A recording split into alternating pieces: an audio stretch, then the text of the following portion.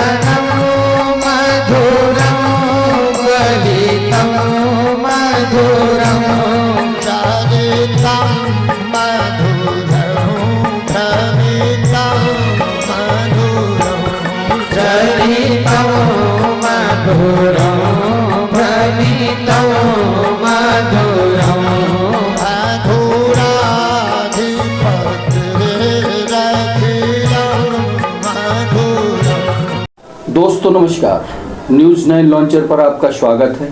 मैं राजेश की तिवारी राज आपका स्वागत वंदन अभिनंदन करते हुए अपने विशेष खास प्रोग्राम, जी हाँ प्यारे दर्शकों, देवी और सज्जनों, हमारा एक विशेष कार्यक्रम चलता है आमने सामने।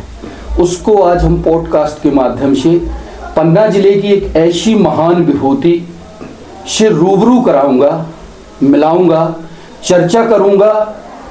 विद्वानता में महारथ, उनके बारे में जितने भी शब्द कहे जाए, खासकर सनातनी ब्राह्मण में या पंडित्याई में या व्याकरणचार में या दोस्तों कथा संबंध में, वो कम है। वो कहते हैं ना कि सूरज को अगर हम दीपक दिखाएं तो क्या हो सकता है। सो देवियों सज्जनों, हमारे विशेष कार्यक्रम पॉडकास्ट में आमने सामने में आज हम परिचर्चा करेंगे मध्य प्रदेश के पन्ना जिले में एक छोटा सा गांव है। अमूमन वो तहसील अमानगंज और पवई तहसील के बीचों बीच पड़ता है, जिसका नाम है भैंसवाही। भैंसवाही की धरा से, उस पावन पुनीत धरती से भगवान का जन्म होता है। कहते हैं ना कि पूत के पांव पानले में ही पता चल जाते हैं। सो दोस्तों, पाठक परिवार में लगभग 7 दशक पहले एक ऐसे लाडले सपूत या एक ऐसे बच्चे का होनहार विनयान के होत चीकने पात का जन्म होता है, जिसने अपनी विद्वता और अपनी कथाओं से समूचे पन्ना जिले ही में नहीं अपितु भारत देश के गिने चुने प्रांतों में, जिसमें यूपी, बिहार, झारखंड, छत्तीसगढ़, मध्य प्रदेश सहित पूरे जिलों में सनातन की अलख जगाई है। और वो जब कथा करते हैं मंच में दोस्तों, तो उनकी वाणी इतनी बेहतरीन होती है कि उम्र के एक इस पड़ाव में, हम अभी चर्चा करेंगे उनका, जरा मैं परिचय बता रहा हूं कि जुबान जब 50, 60, 70 का हो जाता है ना दोस्तों व्यक्ति, तो जुबान लड़खाने लगती है, कुछ का कुछ निकलता है। लेकिन इस माँ सरस्वती बीणा बुद्धि की दायिनी माँ सरस्वती और भगवान विष्णु की अनुकंपा ही कहा जाए कि हमारे जिले की इस महान विभूति आज 70+ होने के बावजूद भी कथाओं के माध्यम से धर्म जागरण का अलख तो जगा ही रहे हैं, साथ ही वो घर घर पन्ना जिले में पूजे जाते हैं। आज हम मध्य प्रदेश के पन्ना जिले में तिवारी, प्रतिष्ठित तिवारी परिवार में, जो पुलिस डिपार्टमेंट में एक अच्छी नौकरी करके सेवानिवृत्ति के बाद चारों धाम की यात्रा संपन्न होने के बाद वो शाहपत्नी, हमारे आदरणीय बड़े भाई साहब ब्रजेश तिवारी जी शाहपत्नी अपने निवास में अपने परिजनों के साथ श्रीमद् भागवत कथा का श्रवण पान कर रहे हैं। उनके यहाँ हम जिनकी बात कर रहे हैं दोस्तों, वो पंडित शास्त्री, राष्ट्रीय प्रवक्ता, उनके बारे में जो कुछ कहा जाए वो कम है, पंडित राम दुलारे शास्त्री। जी हाँ दोस्तों, बहनों भाइयों, राम दुलारे शास्त्री जी से आज हम आपको रूबरू करा रहे हैं। उनसे जानेंगे कि भागवत का मर्मज्ञ क्या है और वो इस लाइन में कैसे आगमन हुआ और अभी तक कहां तक कैसे वो धर्म की अलख जगा चुके हैं। सो दोस्तों, बहनों भाइयों, आपका बड़ा प्यारा सा न्यूज़ 9 लॉन्चर जो चैनल है, उसका मैं एडिटर इन चीफ फाउंडर आपको रूबरू करा रहा हूं। इससे पहले मेरा आपसे अनुरोध है कि अगर हमारा यह प्रोग्राम आमने सामने अगर आपको पसंद आता है तो प्लीज हमारा विनम्रता पूर्वक निवेदन है कि हमारे इस चैनल को आप सब्सक्राइब करें, लाइक करें, शेयर करें, कमेंट्स करें और बेल आइकन की घंटी दबाएं, जिससे हमारे अपडेट आप तक लगातार पहुंचते रहें। सो दोस्तों, हमारी सदस्यता भी लें, ज्वाइन बटन भी दबाएं आप। हम लेकर चलते हैं एक ऐसी शख्सियत, एक ऐसे विद्वान, एक ऐसे परम ज्ञानी, ग्रस्त संत, जी हाँ मैं तो संत कहूंगा। आज हमने भी कुछ अच्छा कर्म किए होंगे कि हमारा भी भगवान के प्रति और भागवत के प्रति रुझान रहता है। कहते हैं ना दोस्तों, बिन हरि कृपा के संत नहीं मिलते। तो हमारे प्यारे दर्शकों, आप 184 देशों में हमें देखते हैं, हमारा प्यार आपको हमें बहुत भरपूर मिलता है। हम रूबरू करा रहे हैं पंडित राम दुलारे पाठक भैंसवाही वालों से। ये शख्सियत जो हमारे पॉडकास्ट प्रोग्राम में आमने सामने में विराजमान हैं, ये किसी परिचय की मोहताज नहीं है दोस्तों। इनको तो हमने पहले कहा था कि सूरज के समक्ष दीपक जलाने जैसा है। ये शख्सियत जो विराजमान है ना, ये इनका नाम पंडित राम दुलारे पाठक जी हैं। आप भैंसवाही से बिलोंग करते हैं। तो आदरणीय पाठक जी, राम दुलारे पाठक जी, हम स्वागत करते हैं अपने खास प्रोग्राम आमने सामने में, जिसको हम पॉडकास्ट कर रहे हैं। मैं राजेश की तिवारी। मेरा सबसे पहला सवाल है कि आप, मेरी जहां तक एक बुद्धि है या मैं समझता हूं कि आप शायद 70 के ऊपर हो गए होंगे, आप इस लाइन में कैसे आए और अभी तक आप कितनी कथाएं कर चुके हो? थोड़ा सा अपना संक्षिप्त जीवन परिचय, जिसमें आपके माता पिता, परिजनों के बारे में हमारे दर्शक, बहुत सारे दर्शक उत्सुक हैं, देखना चाहते हैं और रूबरू होना चाहते हैं कि परम श्रद्धेय श्री पाठक जी से हम उनकी अंदर की बातें आप तक पहुंचाएं। सो पाठक जी, स्वागत है जी सर। हाँ, मेरा विद्याध्ययन प्रारंभ से ही हमारे यहाँ परंपरा थी पाटी पूजा की। विद्याध्ययन पाटी पूजा से शुरू हुआ और संस्कृत से ही मेरी शुरुआत हुई। संस्कृत का अध्ययन कराया मेरे बब्बा जी ने, पिताजी ने। पिताजी का क्या नाम? श्री पंश्री प्यारेलाल जी पाठक जी। कहाँ से बिलोंग करते हैं आप? मेरा वैसे जन्मभूमि का गांव है ग्राम भैंसवाही, और तहसील तो यही है जिसमें आप मुझसे इंटरव्यू ले रहे हैं। जी हाँ। अमानगंज तहसील। जी जी। वर्तमान में बाल बच्चों के पढ़ाने के हिसाब से बबई में भी एक कुटी मेरी बनी हुई है। जी जी। और मेरा विद्याध्ययन व्याकरण विषय से आचार्य, व्याकरण विषय से मैंने आचार्य संपन्न किया। उसके बाद मैंने वेद विषय से भी और आचार्य परीक्षा संपन्न की। मैं 2 विषयों की, जिसको आपके यहाँ पीजी बोलते हैं, मैं 2 विषयों का आचार्य हूँ। जी पाठक जी, आपने कहाँ से पीजी किया, कौन से विश्वविद्यालय से? मैं संपूर्णानंद संस्कृत विश्वविद्यालय से मेरी सारी। कहाँ है ये? ये उत्तर प्रदेश में है, संपूर्णानंद संस्कृत विश्वविद्यालय जी। उसका बाद में ये नाम पड़ा है। उसके पहले वाराणसी संस्कृत विश्वविद्यालय नाम हुआ करता था। बाद में संपूर्णानंद संस्कृत विश्वविद्यालय के नाम से आज भी वो विश्वविद्यालय बराबर चल रहा है। यूपी में है, बनारस में है। अच्छा। श्रद्धेय पाठक जी, आप इसमें पहले मैंने जहाँ तक सुना है कि आप शिक्षा जगत से भी जुड़े रहे हैं, क्या ये बात सही है? आप शिक्षक थे? मेरी शुरुआत संस्कृत कॉलेज कल्याणपुर जिला शहडोल से सन 73 में मैं वहाँ का कॉलेज का शिक्षक हुआ था। विषय मेरा व्याकरण ही था।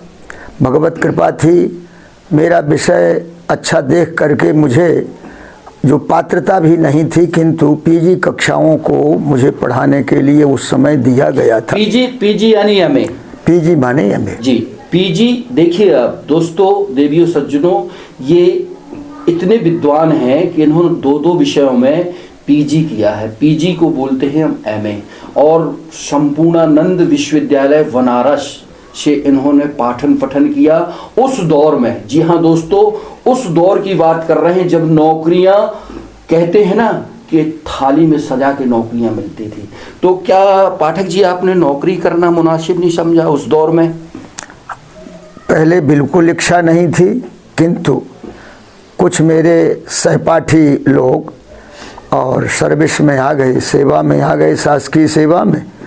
मुझे भी लगा, यद्यपि मेरे बाबा जी ने, मैं जैसे इस कल्याणपुर संस्कृत कॉलेज में ज्वाइन करके आया था, उन्होंने कहा था कि अभी आपको। देखिए, ये हम पाठक जी से बहुत बड़े प्यारे सवाल के जवाब हमें बड़े ही सहज और सरलता और बिना घबराए हमें पाठक जी, चूंकि ऑन कैमरा मीडिया से बात करने का एक तजुर्बा अलग होता है और मंच पे तजुर्बा अलग होता है, लेकिन परम श्रद्धेय पाठक जी एक ऐसे विद्वान है कि हजारों लाखों दर्शकों के बीच अपनी वाणी से लोगों को संबोधित करते हैं और अपनी विद्वानता का परिचय देते हैं। ये तो था अभी तक उनके अध्ययन, अध्यापन और जीवन परिचय। हम एक सवाल करना चाहते हैं पाठक जी, आप आज के ज़माने में जो भागवतें हो रही हैं वो व्यवसायीकरण में बदल गई हैं।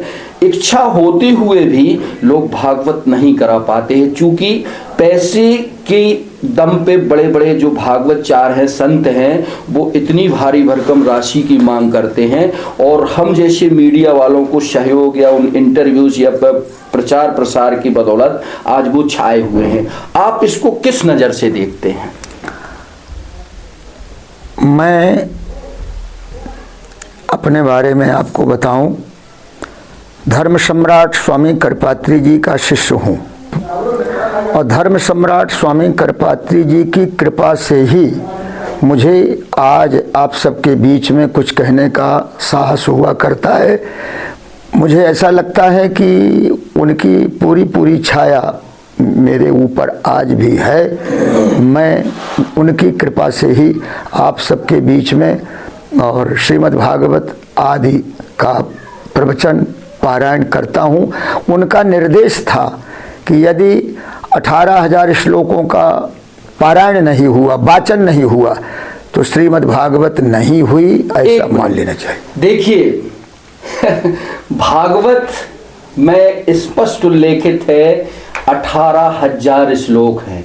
18,000 श्लोक अगर वो पारायण करता या कथावाचिक करता है तभी भागवत फलीभूत होती है। लेकिन आज के इस दौर में श्लोक तो कहीं कुछ दिखाई नहीं देते, नाच गाना होता है और बस। लेकिन क्या कहा जाए, ये एक ऐसी शख्सियत है कि ये पारायण भी करते हैं। जी हाँ दोस्तों, हम आपको बताना भूल गए, ये 6 से 8-10 घंटे कितनी मेहनत करते हैं इस दौर में, इस उम्र के पड़ाव में, कि संस्कृत की वो 18,000 श्लोक ये पन्ने नहीं पलटते मेरे दर्शकों। ये बाकायदे उच्चारण रहित इनका जो सुबह से मूल पाठ होता है, खुद ही मूल पाठ करते हैं और नेक्स्ट पीरियड में यानी दोपहर 3 बजे से 7 बजे तक कथा करते हैं। कितनी बड़ी बात है। हमने बहुत सारे कथावाचकों के इंटरव्यूज लिए, बहुत बड़े बड़े लोगों से हम आपको रूबरू कराए, लेकिन वो किसी दूसरे व्यक्ति को रखते हैं।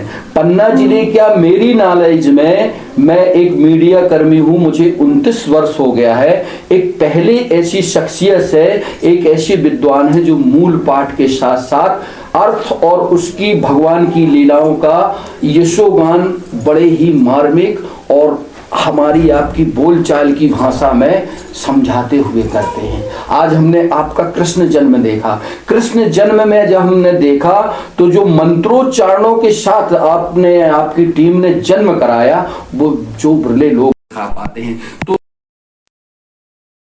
चाहते थे, आप टाल गए कि आज जो कथा का व्यवसायीकरण हो गया है, या जिनको व्याकरण नहीं आती है और वो व्यास गादी में बैठकर श्रीमद् भागवत कथा करते हैं, उस पर आपकी क्या प्रतिक्रिया है?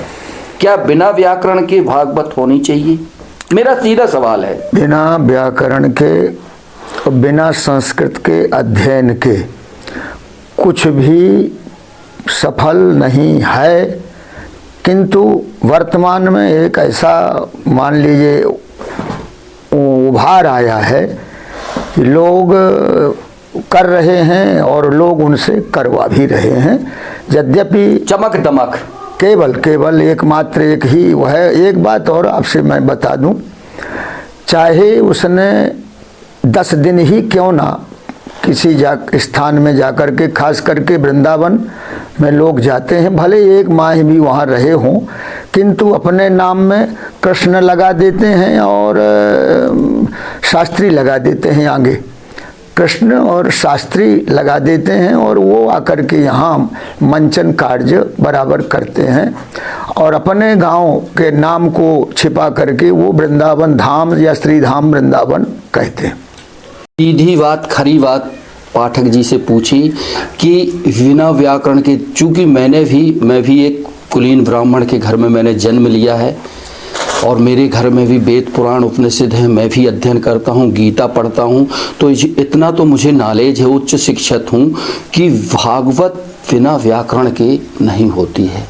पाठक जी ने बहुत अच्छा सवाल का हमारा जवाब दिया। उनका कहना था कि हाँ आप ठीक कह रहे हैं, लेकिन अगर किसी संत ने या आचार्य ने या भागवत कथा करने वाले ने कुछ समय गुजारा है तो वो भागवत कर सकता है। लेकिन पंडित जी सीधी सीधी हमारी बात का गोलमोल जवाब दिया, पर बहरहाल कोई बात नहीं। मेरा नेक्स्ट सवाल है कि श्री पाठक जी, आप कितने वर्षों से कितनी कथाएं कर चुके होंगे अभी तक? अब मैं आपको अपने जीवन की गाथा बताऊं। मैं विद्यार्थी जीवन में जब शास्त्री कक्षा में था, हमारे यहाँ शास्त्री कक्षा होती है, फिर आचार्य होता है, इसको पीजी कहते हैं। शास्त्री कक्षा में जब मैं था, मेरी प्रथम श्रीमद् भागवत संस्कृत कॉलेज देवेंद्र नगर में संपन्न हुई। कौन से सन में? सन 71-72 में। जी हाँ, सत्र था 71-72 में। अच्छा, तब से अनवरत रूप से भगवती की कृपा, ब्राह्मणों के गुरुजनों के आशीर्वाद से और निरंतर मेरी श्रीमद् भागवत की कथाएं संपन्न हो रही हैं और लगभग पास के जो प्रांत हैं, 1000 मान सकते हैं अपन। अगर ऐसा काउंट किया जाए, अतिशयोक्ति ना माने तो निश्चित रूप से इस संख्या को पहुंच गया हूं मैं। दोस्तों 1971 जब हमारा जन्म भी नहीं हुआ था दोस्तों, तब से लेकर आज तक, उस दौर से लेकर इस दौर तक पाठक जी इस लाइन में है। आदमी उगता जाता है, रिटायरमेंट चाहता है, लेकिन इसे परमात्मा की कृपा कहा जाए या भागवत में ये भागवत भगवान का आशीर्वाद कहा जाए या सरस्वती वाणी बुद्धि की देवी का विशेष कृपा कही जाए कि आप अभी भी अमूमन 50 वर्ष से ज़्यादा वाले होंगे या आगे पीछे लगभग 1000 कथाएं आप कर चुके हैं। हम आपसे बात करना चाहते हैं कि पाठक जी, हम जाते हैं आपकी कथाएं सुनते हैं, बड़ा अच्छा लगता है, आपकी वाणी इतनी प्यारी है और आपका उच्चारण इतना शुद्ध है कि हम भी एक पढ़े लिखे व्यक्ति हैं, आपके उच्चारण के हम और हमारे दर्शक बहुत मानते हैं आपको। तो उच्चारण के लिए आपने क्या ऐसा किया कि आपका उच्चारण एकदम शुद्ध है? और दूसरी बात, हमारे दर्शक, आपका एक बहुत बड़ा प्यारा सा भजन है, जब आप व्यास गादी पर बैठते हैं तो वो सबसे पहले आप गाते हैं। जरा हमारे दर्शकों को वो भजन थोड़ा सा 2-4 लाइनें आप बताइए प्लीज। ये मधुराष्टक के नाम से जाना जाता है। मधुराष्टक गुरुजी का कथन था कि मधुराष्टक का पाठ करने से जीवन में मधुरता आती है और कार्यक्रम भी पूरा मधुरता, सब मधुर है, सब मधुर जी। जरा हमारे दर्शक लाइन में है सुनने के सब लिए। मधुरम वो भगवान के लिए है। मधुरम जी। अधरम मधुरम बदनम मधुरम नयनम जी मधुरम। हम नहीं मानेंगे साहब, आप तो जैसे गाते हैं हमारे, चूंकि ये आप इसको ऐसे ही न समझिए प्लीज। आप जरा थोड़ा सा उसी में आइए आप, और हमारे दर्शक सुनना चाहते हैं ये भजन आपका। अधरम मधुरम बदनम मधुरम हसितम मधुरम नयनम मधुरम बदनम मधुरम अधरम मधुरम बदनम मधुरम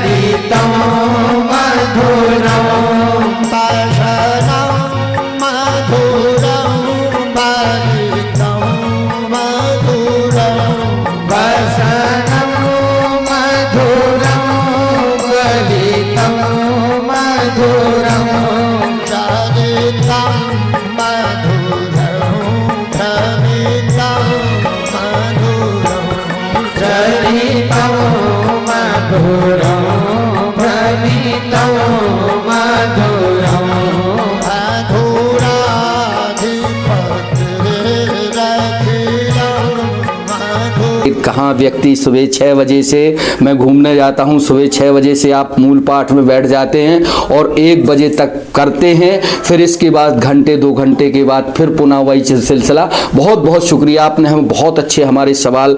लेकिन मैं पाठक जी अभी आपसे थोड़ा सा और वक्त लूँगा, चूँकि हमारे दर्शक और हमारे जो है श्रोता आपसे एक चीज़ जानना चाहते हैं कि पाठक जी अगर आपसे कथा कराई जाए कोई गरीब गुरबा तो क्या वो करा सकता है? कितनी फीस होती है? फीस ना बुरा ना मानिएगा, कितना खर्चा आता है अगर आपकी जैसे हम ही कथा कराएं? सोच रहे हैं बहुत दिन से कि पाठक जी हमारे, लेकिन उतनी गुंजाइश नहीं है, ईमानदारी पत्रकारिता करते हैं, तो क्या आपका कुछ क्राइटेरिया रहता है क्या? मैं अपने कार्यक्रम का विक्रेता नहीं हूँ। ईश्वर कृपा से और श्रोता की भावना जो भी होती है मैं उसको सहर्ष स्वीकार करता हूँ, भगवान का प्रसाद मान करके। मेरा कोई निर्धारण नहीं है। बहुत बढ़िया।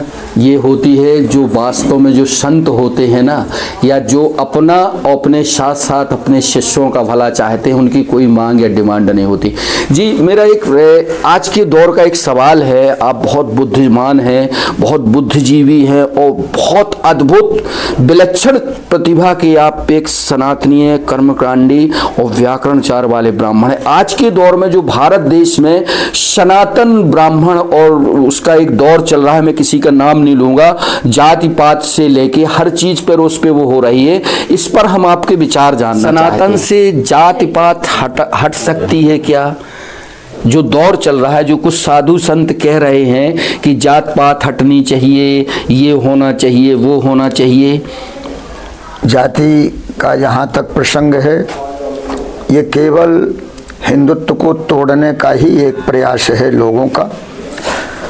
जाति तो चर्चा आई है, पुरुष सूक्त में भगवान का वर्णन जब किया वेद भगवान ने, उसमें बताया ब्राह्मणोश मुखमासीत बाहु राजन्यकृतः ऊरु तदस् जदवैश्यः पदभ्यागुं शूद्रो अजायत। ये प्रसंग है वेद भगवान का, और वेद भगवान को अपौरुषेय माना गया है। वेद किसी के द्वारा निर्मित नहीं है, भगवान की श्वास बताई गई है।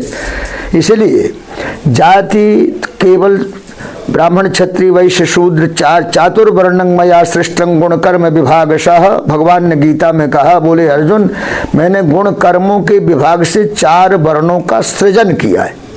तो 4 वर्ण है, केवल वर्ण व्यवस्था अनादिकाल से चली आ रही है। अब वर्तमान में अब मैं ऐसा ना कहूँ, क्योंकि तमाम लोग श्रोता के रूप में आते हैं, तमाम पार्टियों के लोग। मैं और मेरे दर्शक समझ गए आप क्या कहना चाहते हैं। जाति वर्ण व्यवस्था सनातन पहले से ही चली आई है और ये चलती रहेगी, इसी से यह दौर पहले था, आज भी है। जी मेरा एक सवाल है परम सिद्धे पाठक जी, इन दिनों भारत देश में एक दौर चल रहा है, चूंकि आप शिक्षाविद भी रहे हैं, प्रखंड विद्वान भी हैं, आपने पीजी किया है और धर्म को, हर चीज को, हर दौर को बहुत अच्छी तरीके से समझते हैं। आज देश में मंदिर मस्जिद एक वो चल रहा है, दौर चल रहा है, खुदाई हो रही है, ये हो रहा है, वो हो रहा है। आप मेरा कहने का तात्पर्य समझ गए, इस पर थोड़ा सा प्रकाश डालिए प्लीज।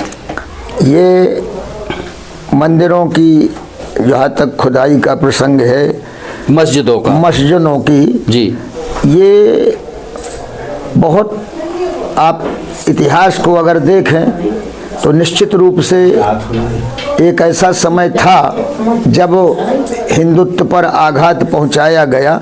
एक सेकंड खबर, हिंदुत्व पर आघात पहुंचाया गया और तमाम हिंदुओं को निश्चित रूप से धर्म बदलने के लिए भी कहा गया।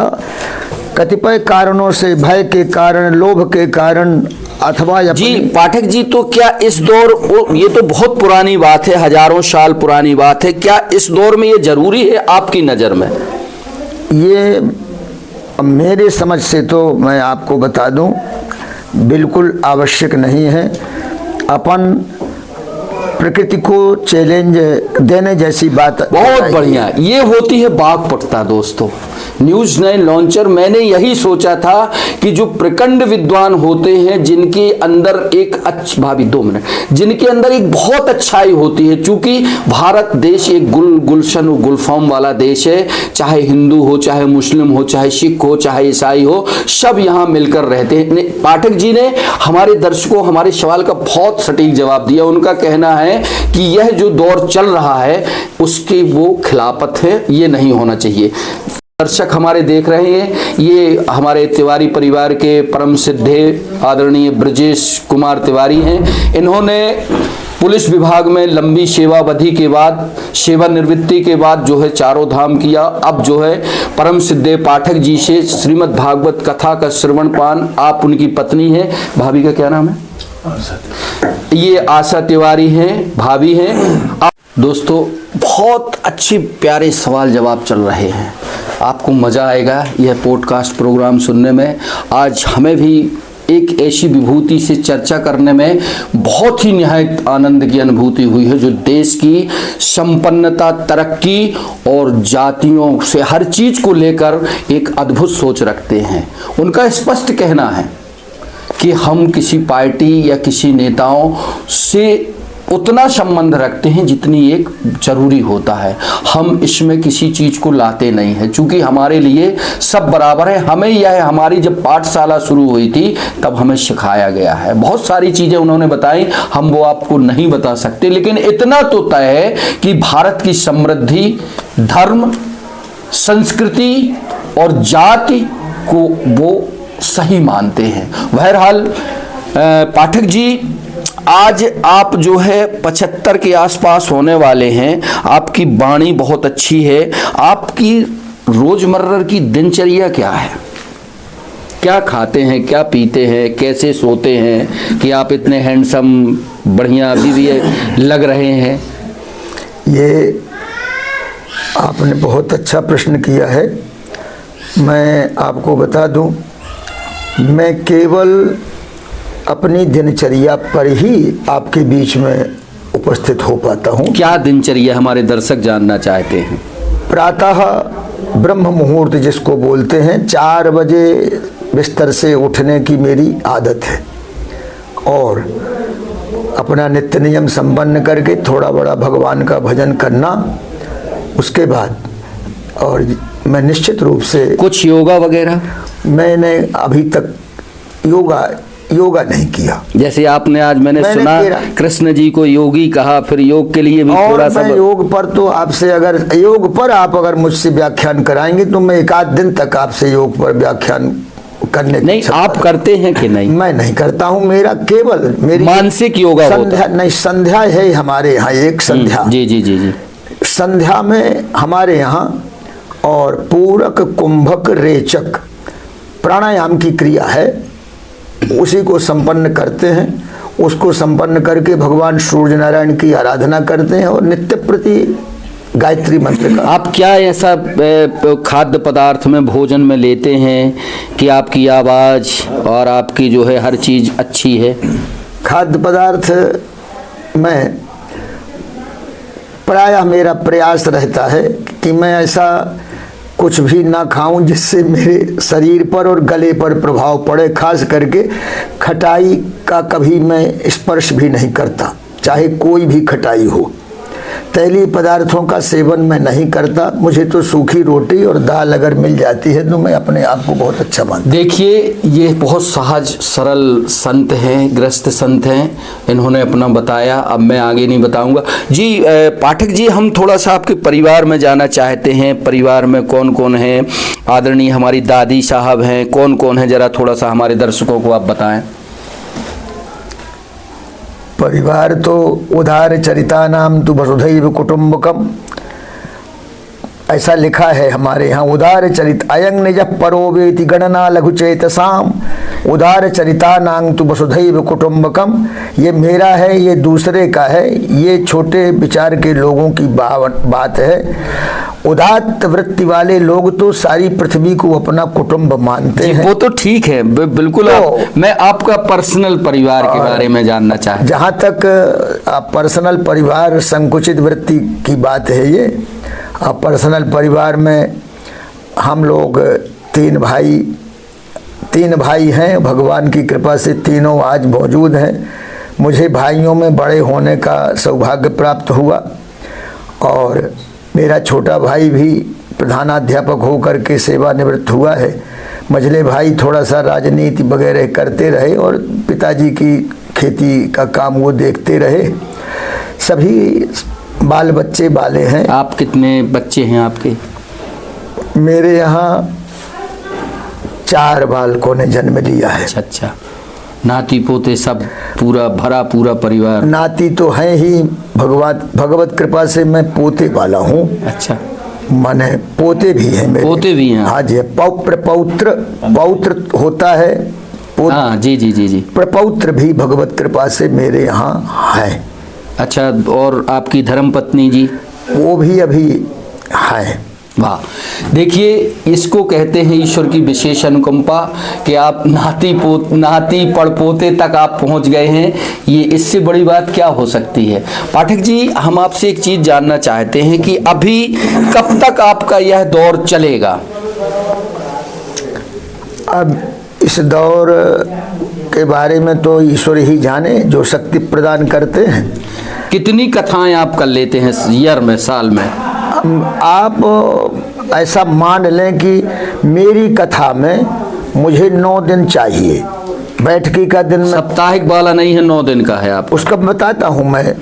बैठकी का दिन मुझे गुरुदेव ने मना किया था कि बैठकी का दिन कतई न लेखा जाए, चूंकि पहले दिन की कथा 54 अध्याय की है। प्रथम दिन 54 अध्याय, तो अगर बैठकी का दिन लिख लेते हैं तो 54 अध्याय का छू स्पर्श भी नहीं होता। इसलिए बैठकी माने जिसको अंग्रेजी वाले प्री प्लान बोलते हैं। जी, परम सिद्धे पाठक जी ने हमें बताया कि हम बैठकी का दिन नहीं गिनते। बहुत अच्छी चीजें बता रहे हैं। हम ये चीज जानना चाहते हैं कि 9 दिन, कई लोग साप्ताहिक ज्ञान कथा कहते हैं, आप 9 दिन की कथा कहते हैं, तो क्या पाठक जी, राम दुलारे पाठक जी, 18,000 श्लोकों का वाचन आप कितने समय में, क्या 9 दिन में पूरा हो जाता है? और कुछ एक हमारे दर्शकों को कुछ आप ऐसे श्लोक बताएं जो जनहित में या उनको सुनने से मानव जीवन में कुछ उत्तरोत्तर प्रगति हो सकती है।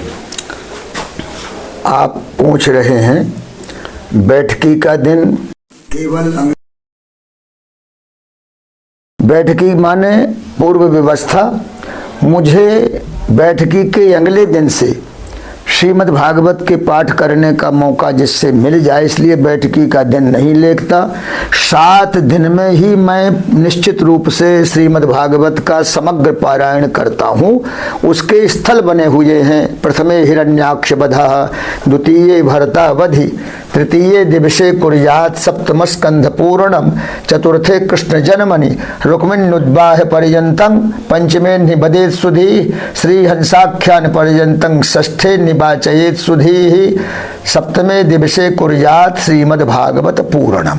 7 दिन में श्रीमद् भागवत का इन स्थलों के आधार पर पाठ करके 7 दिन में ही पूरा करता हूँ। बैठकी का दिन अलग हो जाता, भंडारा का दिन अलग हो जाता। इस प्रकार से 9 दिन लगते हैं। वैसे कथा 7 दिन में ही पूरी करता हूँ मैं। ये आपने बात बताई। अब मेरा एक सवाल है कि रामचरितमानस, श्रीमद् भागवत कथा और भगवान की गीता, इनमें से अगर देखा जाए तो तीनों का अपना अपना एक अलग महत्व है। हम पंडित जी से जानना चाहते हैं कि श्रीमद् भागवत कथा क्या है और इसके श्रवण पान करने से या सुनने से क्या मिलता है या क्या प्राप्ति होती हो, कब कैसे संयोग बनता है इसका? श्रीमद् भागवत के संबंध में और वैसे तो जितना कुछ कहा जाए वो बहुत कम होगा।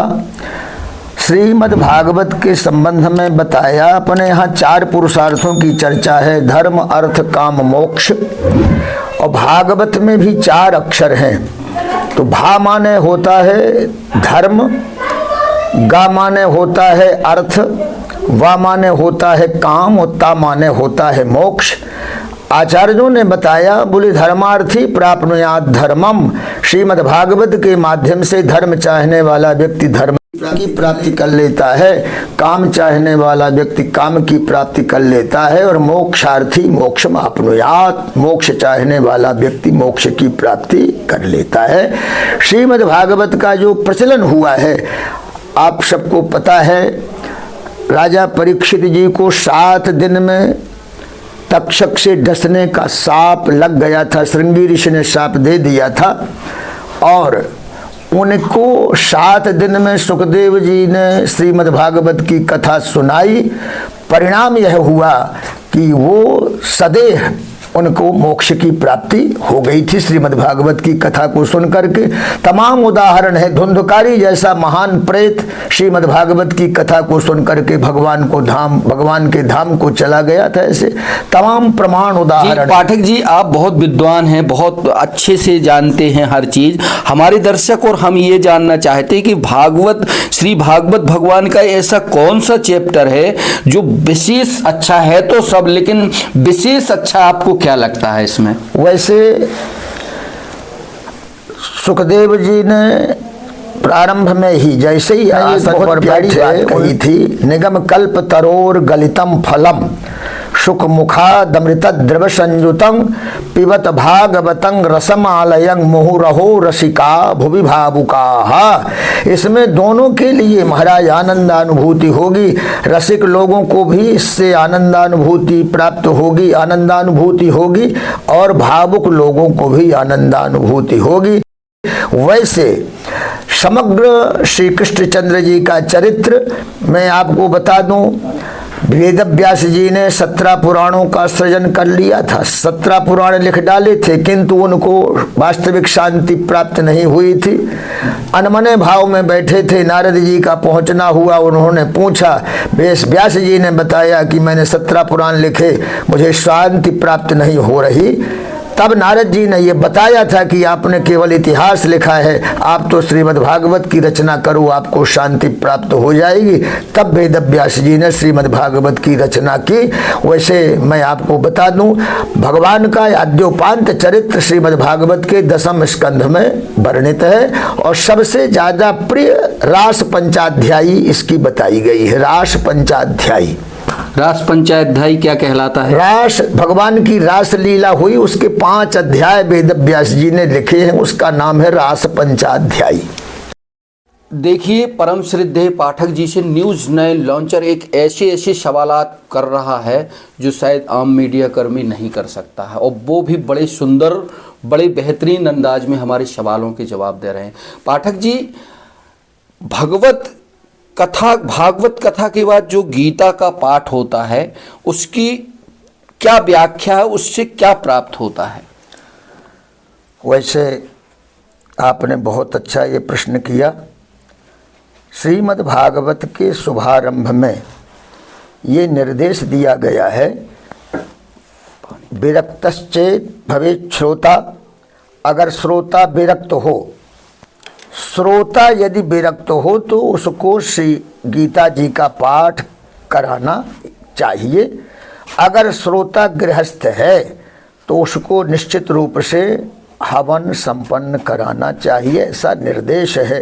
किंतु प्राचीन काल से ये परंपरा सर्वत्र बनी हुई है, अपने यहाँ खास करके, कि जिस दिन भंडारा होता है उस दिन श्री गीता जी का पाठ कराने की यहाँ हमारे पूर्वजों ने दे रखी है, उसी परंपरा का पालन होता है। मुझे तो ऐसा लग रहा है कि गीता भगवान की वाणी है, और 7 दिन के अंतराल में आचार्यों के द्वारा अथवा श्रोता के द्वारा यदि कदाचित कोई मन वचन कर्म से भूल हुई है तो गीता का पाठ संपन्न करने से वो सारी त्रुटियों का शमन हो। गीता का एक ऐसा कौन सा श्लोक है, आपने आज बताया कि गीता पढ़ना चाहिए, आदमी के पास समय नहीं है, कोई ऐसा श्लोक आप हमें बताएं जिससे हमारे दर्शक उसको आत्म कर सके, एकाध श्लोक को याद कर सके, या उससे कुछ। मैं भी गीता पढ़ता हूँ, मैं भी अपने ऑफिस में अपने डोर में रखे हूँ, अध्ययन करता हूँ। गीता बहुत अच्छी चीज़ है, गीता को रखना चाहिए। आप प्रचंड विद्वान हैं, मैं और मेरे दर्शक जानना चाहते हैं। वैसे तो पृथक से ऐसे किसी श्लोक की चर्चा नहीं, किंतु गीता के महात्म्य में ये चर्चा है। गीतायाः पुस्तकं यत्र यत्र पाठः प्रवर्तते तत्र सर्वाणि तीर्थानि प्रयागादीनि तत्र भई। तात्पर्य यह है, गीता की जहाँ पुस्तक है, गीता का जहाँ पाठ किया जाता है, वहाँ प्रयाग आदि सारे तीर्थ उस घर में उपस्थित हुए रहते हैं। पाठक जी, वर्तमान में श्रीमद् भागवत और रामचरितमानस में क्या एक ऐसी चीज़ है, चूँकि श्रीमद् भागवत के लिए 7 दिन या 9 दिन चाहिए पड़ते हैं, और गोस्वामी तुलसीदास जी जो रामचरितमानस लिख गए हैं या जो भी रामायण है उसका मैं भी अध्ययन करता हूँ। रामचरितमानस में सुंदर कांड है, वो मुझे बहुत प्रिय है, और इसके बारे में मैं आपसे जानना चाहता हूँ कि राम जी का चरित्र और कृष्ण जी के चरित्र में कितना अंतर है। श्रीमद्भागवत में अवतारों का क्रम वेद व्यास जी ने लिखा, परंतु एते चांस कला प्रोक्ता कृष्णस्तु भगवान स्वयं, ऐसा लिखा है। जितने अवतार हैं ये सब अंशावतार हैं, और कृष्णस्तु भगवान स्वयं, कृष्ण साक्षात षोडश कला वाला, संभूत षोडश कलम आदौ लोक शिक्षया। 16 कला का अवतार भगवान श्री कृष्णचंद्र जी का माना जाता है, और राम अवतार में 12 कलाएं हैं। 12 सूर्य हैं, इसलिए सूर्य वंश में उत्पन्न होने के कारण उनको 12 कलाओं का अवतार बताया जाता है। और भगवान चंद्रवंश 16 कलाओं का है, इसलिए चंद्रवंश होने के कारण संभूत षोडश कलम आदौ लोक शिक्षया, ऐसा वेद व्यास जी ने संकेत किया है। और जहाँ तक इसके अनुष्ठान का प्रसंग है, राम कथा 9 दिन की होती है, चूँकि नवाह पारायण तुलसीदास जी ने लिखा है, उसके स्थल बनाए हैं कि कहाँ से कहाँ तक चलें, एक दिन में, दूसरे दिन, तीसरे दिन नवाह पारायण की परंपरा है, और सप्ताह पारायण की परंपरा है श्रीमद् भागवत की। केवल राजा परीक्षित को 7 दिन की साप लगी थी इसलिए, किंतु उसमें लिखा है कि दिनानां नियमो नास्ति, दिनानांग नियमो नास्ति। फिर ऐसा भी लिखा है दिनानांग नियमो नास्ति।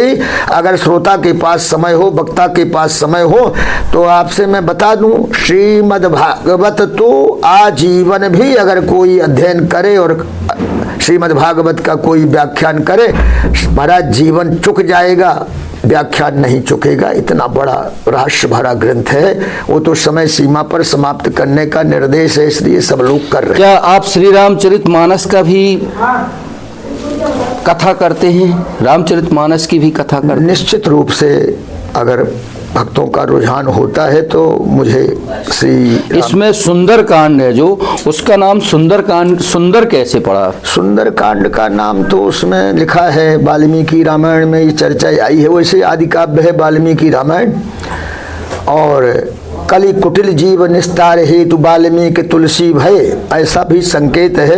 कलयुग में कुटिल जीवों के निस्तार के लिए वाल्मीकि जी को ही तुलसीदास कहा जाता है। तुलसीदास जी ने सामान्य भाषा में, सर्वगम्य भाषा में रामचरितमानस का सृजन किया है। सुंदर कांड का जो प्रसंग है, सुंदरे सुंदरी सीता, सुंदरे सुंदरी सीता, प्रसंग तो ये है कि सुंदर कांड में सुंदरी सीता जी का वर्णन है। सुंदरी सुंदरी सीता, और सुंदरे सुंदरो रामः, सुंदरे सुंदरो गिरी ही, एक भूधर सुंदर, ऐसा चर्चा है, देखा होगा आपने। सुंदर कांड के आरंभ में सिंधु तीर एक भूधर सुंदर, जी जी, उस सुंदर भूधर के कारण भी सुंदर कांड का नाम यहाँ लिया। सुंदरे सुंदरी सीता, सुंदरे सुंदरो गिरी, सुंदरे सुंदरो रामः, सुंदरे किम न सुंदरम, ऐसा आचार्यों ने कहा है। सुंदर कांड में सुंदरी सीता का वर्णन है, सुंदर कांड में सुंदर पर्वत का वर्णन है, और सुंदर कांड में सुंदर राम जी का वर्णन है। इसलिए सुंदरे किम न सुंदरम, सुंदर कांड में ऐसा क्या है जो सुंदर ना हो, अर्थात सब कुछ सुंदर है। देखिए, सुंदरकांड, रामचरितमानस और श्री भगवान कथा की कितना बेहतरीन तरीके से चरित्र चित्रण कम शब्दों में किया। बहुत बहुत शुक्रिया, बहुत बहुत धन्यवाद। आपने इतनी समय में इतनी व्यस्तता और थकावट और जब आपके आराम के पल होते हैं तब न्यूज़ 9 लॉन्चर को आपने समय दिया, हम आपका शुक्रिया करते हैं। बस लास्ट 2 सवाल हैं पाठक जी, हमारे दर्शकों के लिए आप क्या कहना चाहते हैं? अब दर्शकों के लिए सब लोग सर्वेपि सुखिनः सन्तु सर्वे सन्तु निरामयाः सर्वे भद्राणि पश्यन्तु मा कश्चित् दुःख भाग भवेत्, यही हमारी शुभकामना। सब लोग और तन मन धन से स्वस्थ रहें और निरत नीति पर अपने नीति मार्ग का परित्याग किसी भी परिस्थिति में ना करें, कुल परंपरा का परित्याग किसी परिस्थिति में ना करें, शास्त्र मर्यादा का उल्लंघन किसी परंपरा में ना करें। यही सच्चे भारतीय होने का महाराज विशेष प्रमाण होगा। न्यूज़ दोस्तों नमस्कार। न्यूज़ 9 लॉन्चर ने बहुत प्यारे सवाल दर्शकों के रखे, जिसके बहुत अच्छे अद्भुत अनुकरणीय जवाब भी हमें पाठक जी ने दिए।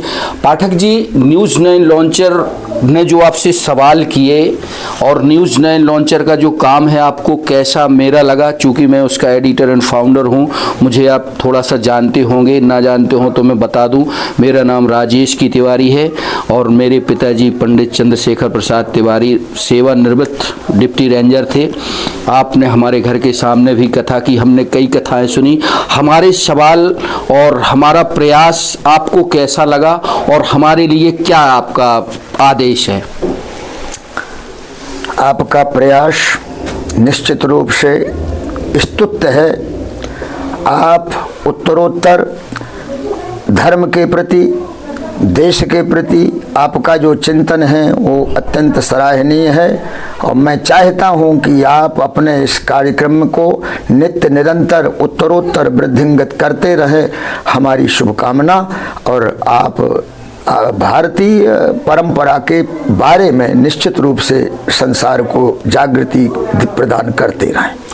बस दोस्तों, यह था हमारा आमने सामने में विशेष पॉडकास्ट प्रोग्राम, जिस पर हमने आज पन्ना जिले की महान विभूति, प्रखंड विद्वान, व्याकरणचार और भागवत कथा और राम कथा सहित अन्य कथाओं के मर्मज्ञ पंडित राम दुलारे शास्त्री पाठक जी से विस्तृत मुद्दों पर, तमाम सब चीज़ों पर चर्चा की। निश्चित ही आपको यह कार्यक्रम पसंद आने वाला होगा। मुझ राजेश की तिवारी को इस विशेष प्रोग्राम से इजाज़त दीजिए। बने रहें, देखते रहें, हमें लाइक करें, सब्सक्राइब करें, बेल आइकन की घंटी दबाएं, जिससे हमारे अपडेट आप तक पहुँचते रहेंगे। मधुरम